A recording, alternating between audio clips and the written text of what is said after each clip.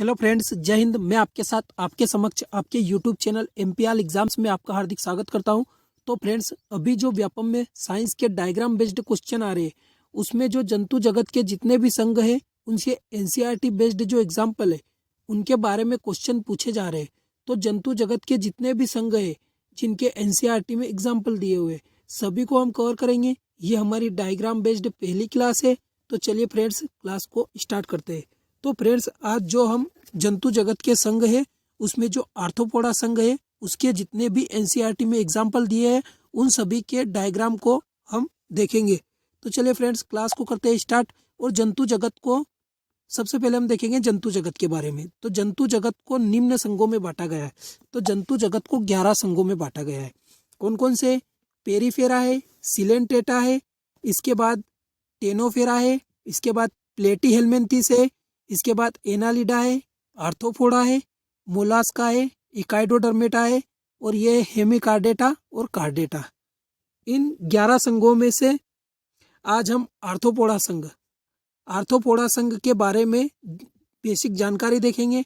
इसके बाद जितने भी उसमें एनसीईआरटी में डायग्राम दिए उन सभी डायग्राम को देखेंगे।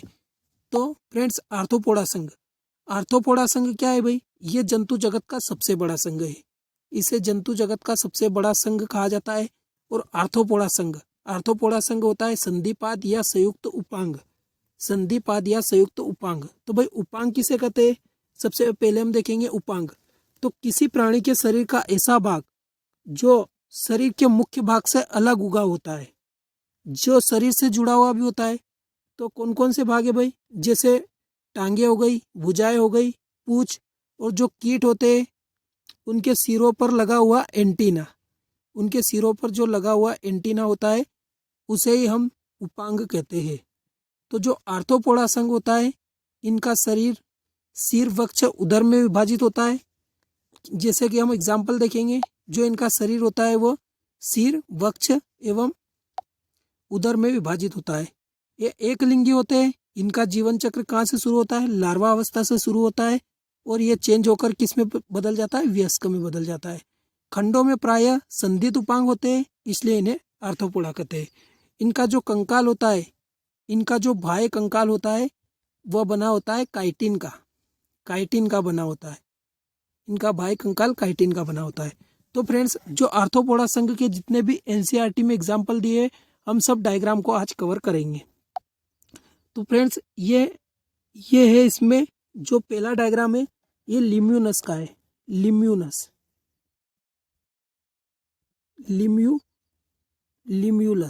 ये डायग्राम लिम्यूलस का है और इसे आर्थ्रोपोडा संघ में रखा जाता है। इसके बाद जो हम नेक्स्ट डायग्राम देखेंगे, ये है केकड़ा, ये है बिच्छू, इसे हम कहते हैं बिच्छू। ये भी आर्थ्रोपोडा संघ का, जंतु जगत के आर्थ्रोपोडा संघ में इसे रखा जाता है। इसके बाद नेक्स्ट डायग्राम देखेंगे, ये मकड़ी भी आर्थ्रोपोडा संघ में रखी जाती है। ये सब एनसीईआरटी बेस्ड एग्जाम्पल है। इसके बाद अगला है झींगा, इसे हम कहते हैं झींगा हो गया। इसके बाद जो नेक्स्ट है, इसे हम कहते हैं केकड़ा, इसे भी हम आर्थ्रोपोडा संघ में रखते हैं।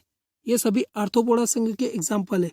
और जो ये नेक्स्ट डायग्राम है, ये है क्रेफिश, इसे हम कहते हैं क्रेफिश,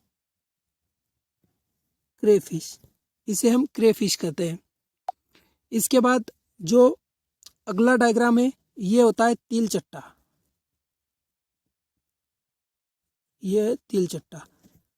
चट्टा के बाद जो अगला डायग्राम है, ये है मक्खी।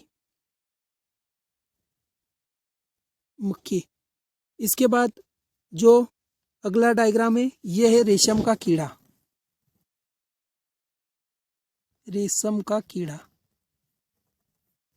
ये रेशम का कीड़ा है। इसके बाद जो अगला डायग्राम है, वो है कन खजूरा, इसे हम कहते हैं कन खजूरा। और जो ये नेक्स्ट डायग्राम है और लास्ट डायग्राम है जो एनसीईआरटी में दिया हुआ है, इसे हम कहते हैं लाख कीट कहते हैं इसे हम। और इसका एक और नाम है लेसिफर किट। लेसिफर किट और लाख किट। चलिए फ्रेंड्स, एक बार हम और डायग्राम देखेंगे। जो आर्थ्रोपोडा संघ होता है, यह जंतु जगत का सबसे बड़ा संघ होता है। इनका जो संधिपाद या संयुक्त उपांग होते हैं। और उपांग किसे कहते हैं? तो भाई उपांग किसी प्राणी के शरीर का ऐसा भाग होता है जो शरीर के मुख्य भाग से अलग उगा होता है, जैसे और शरीर से जुड़ा हुआ भी होता है।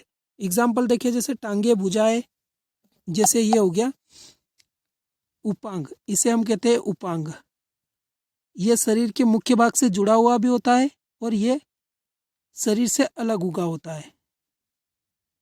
तो एनसीईआरटी का जो एग्जाम्पल है वो पहला है लिम्यूलस, इसके बाद बिच्छू, इसके बाद मकड़ी, झींगा, इसके बाद केकड़ा, क्रेफिश और तिलचट्टा, इसके बाद मक्खी, इसके बाद जो रेशम का कीड़ा ये भी आर्थ्रोपोडा संघ में आता है। इसके बाद कर्ण खजूरा और इसके बाद लाख कीट या लेशिफर कीट। तो फ्रेंड्स, जो अगली क्लास होगी उसमें हम जो मोलास्का संघ के जितने भी जंतु हैं जो एनसीईआरटी में दिए हुए हैं उन सब के बारे में हम देखेंगे।